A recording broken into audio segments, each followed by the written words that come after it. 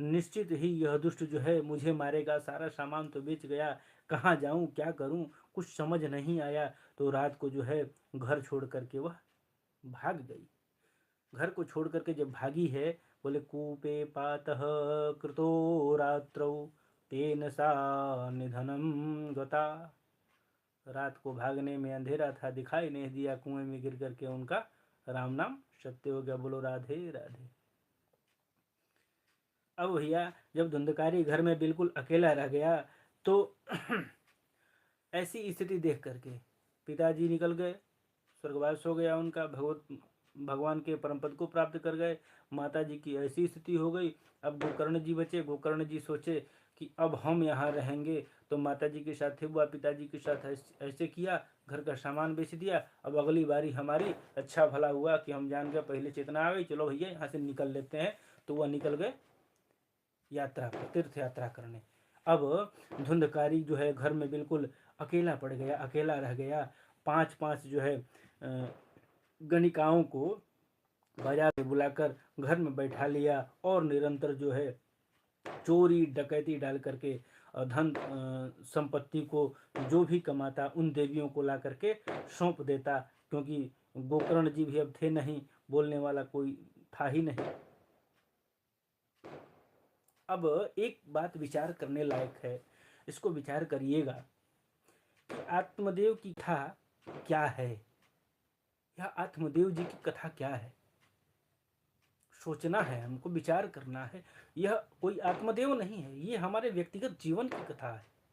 बोले महाराज वह आत्मदेव की कथा नहीं, हम सबकी कथा है। तुंगभद्रा नदी के तट पर रहने वाला वह ब्राह्मण आत्मदेव, उसी प्रकार हमारा शरीर जो है तुंगभद्रा नदी ही है। तुंग अर्थात श्रेष्ठ होता है और भद्र अर्थात रहने वाला,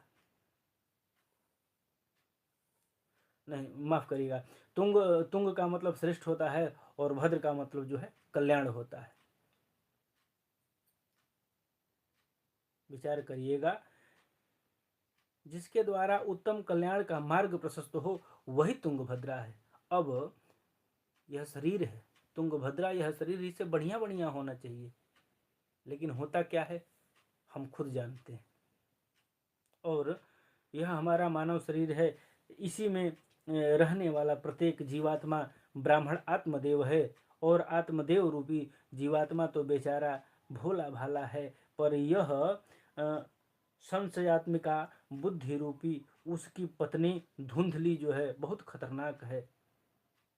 बुद्धि जो है, हमारी बुद्धि धुंधली स्वरूप में है, धुंधली देवी के स्वरूप में हमारी बुद्धि है, जो कि बहुत खतरनाक है। एक दिन आत्मदेव जंगल में गया, वो उसे भगवान की कृपा से जो है संत का दर्शन हो गया।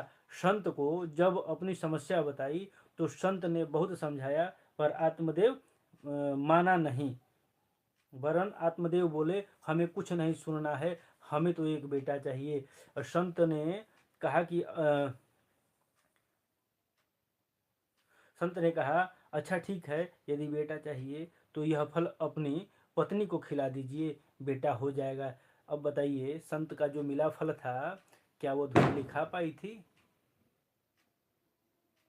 क्या वो पंडित जी ने ले जाकर के खिलाया था?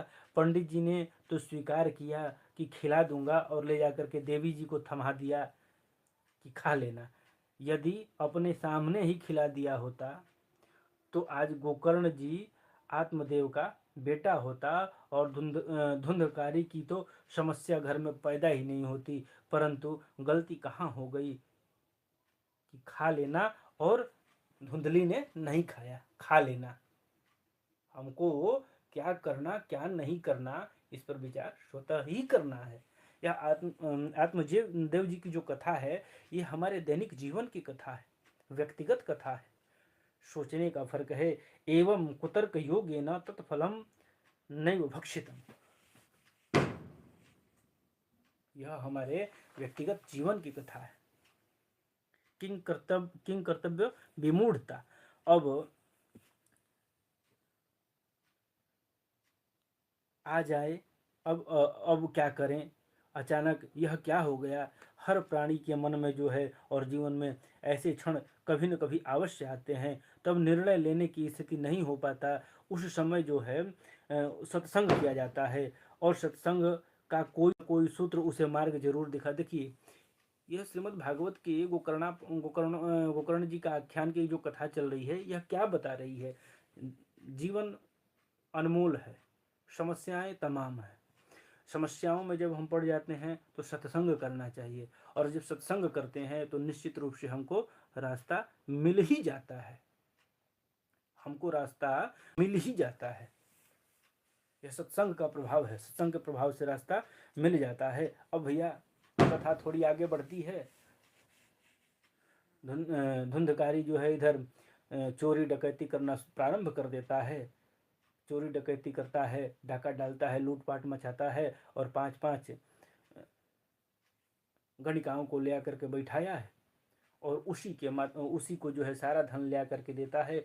एक दिन बहुत धन ले आकर के रख दिया, और मद्यपान करने की आदत उसको पड़ ही गई थी। बहुत सारा जब धन ले आकर के रखा, और जैसे ही मद्यपान करके ये सोया तो नशे में धुत था। गणिकाओं ने आपस में विचार किया कि धन बहुत ज़्यादा ले आ दिया है, और यह जिसका धन चोरी करता है तो कभी न कभी किसी न किसी माध्यम से यह बात राजा के दरबार में पहुंचेगी, राज दरबार में। और राज दरबार में पहुंचने के बाद खोज किया जाएगा तो पकड़ में आ ही जाएगा। पकड़ में आएगा तो हम लोग बिना कुछ किए ही जो है